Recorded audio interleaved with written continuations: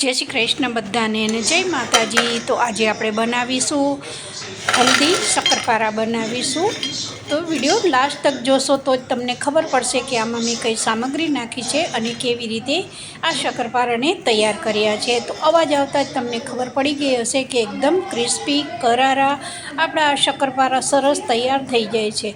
જુઓ આ શક્કરપારા આપણે બાજરીના લોટમાંથી બનાવીશું। તો ફ્રેન્ડ્સ તમે જોઈ શકો છો એકદમ જે શક્કરપારા છે એકદમ ક્રિસ્પી તૈયાર થયા છે। જરા બી બાજરીનો લોટ ચીકાશ નથી અને પૂચા કે સોગી નથી થયા। તો આજની રેસીપી આપણી બાજરીના લોટમાંથી બનતા શક્કરપારા હેલ્ધી શક્કરપારા બનાવીશું। તો અહીંયા ભાખરીનો લોટ લીધો છે, બાજરીનો લોટ લીધો છે, ગોળ લીધો છે।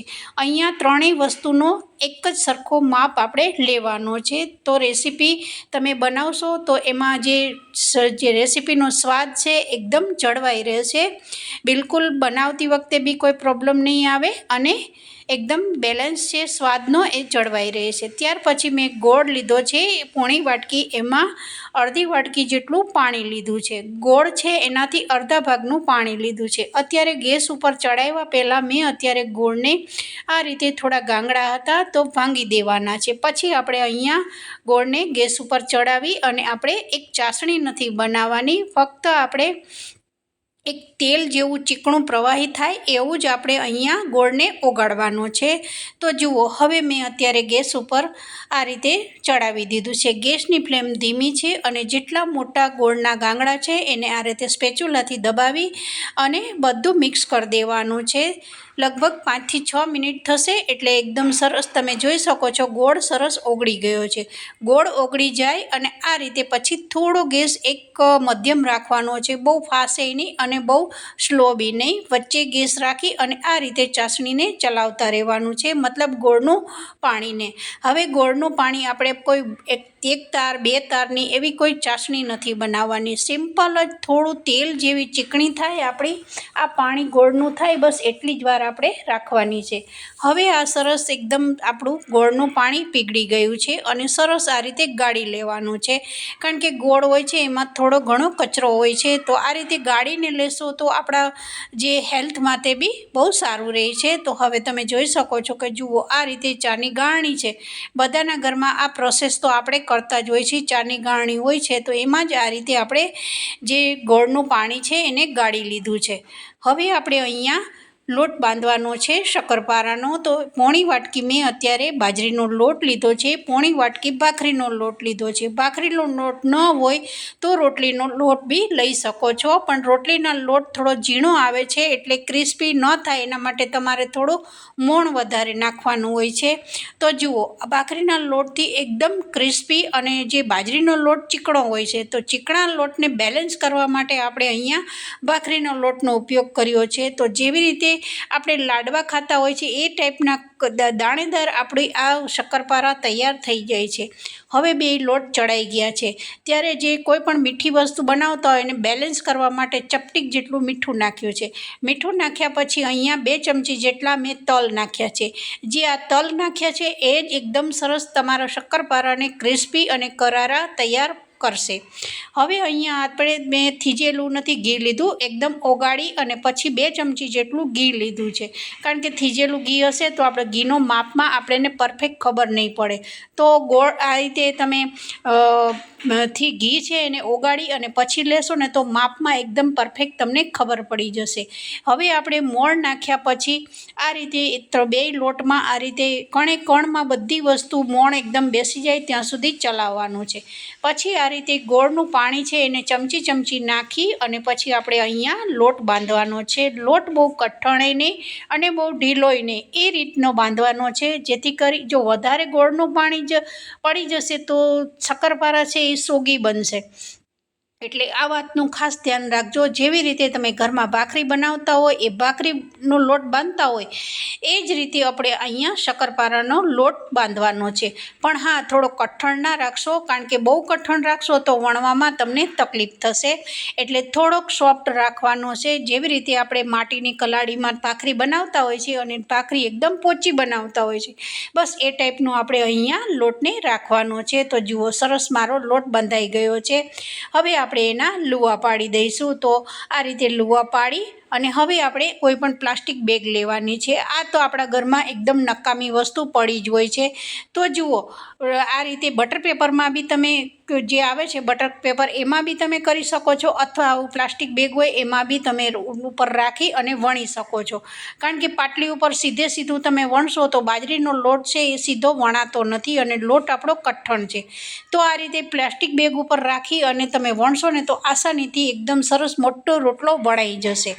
હવે એના ઉપર પ્લાસ્ટિક બેગ ઉપર મેં થોડું ઘી લગાવ્યું છે, જેથી એકદમ પીગળેલું ઘી છે. ઘીની જગ્યાએ તમે તેલ બી ઉપયોગ કરી શકો છો. હવે આપણે એક મોટો રોટલો વણી દેવાનો છે. અહીંયા થોડાક તમારે શક્કરપારા છે એને થોડા જાડા રાખવાના છે. ફ્રેન્ડ્સ, થોડાક પતલા રાખશો તો ઝડપથી એ તેલમાં નાખ્યા ભેગા જ બાજરીનો લોટ છે એટલે દાજી જશે, કાળા પડી જશે.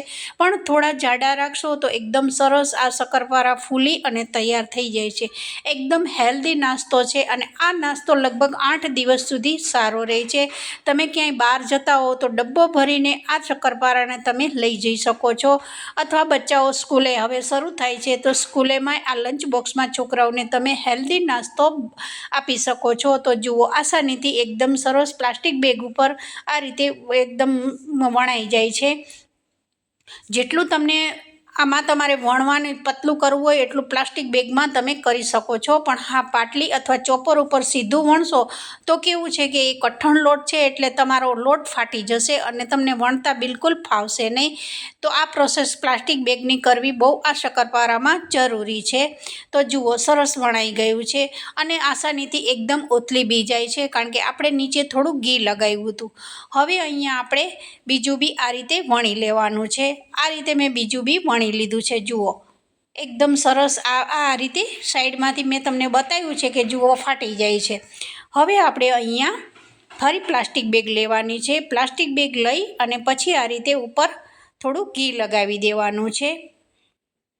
ઘીની જગ્યાએ તમે તેલનો બી ઉપયોગ કરી શકો છો.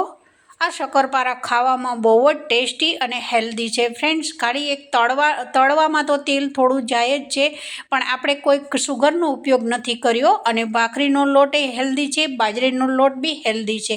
તો જુઓ, ફરી મેં આ રીતે એક મોટો લુવો લઈ લીધો છે અને આ રીતે આપણે પ્લાસ્ટિક બેગ ઉપર સરસ વણી દેવાનું છે. સાઈડમાંથી તમે જોઈ શકો છો કે કિનારી ફાટી જાય છે, પણ વચ્ચે આ રીતે તમે રોટલો મૂકશો અને પછી વણતા જશો તો એકદમ સરસ રોટલો છે. એકદમ તમારે જેવો પતલો રાખવો છે અથવા મોટું રાખવું છે એ પ્રમાણે તમે વણી શકો છો.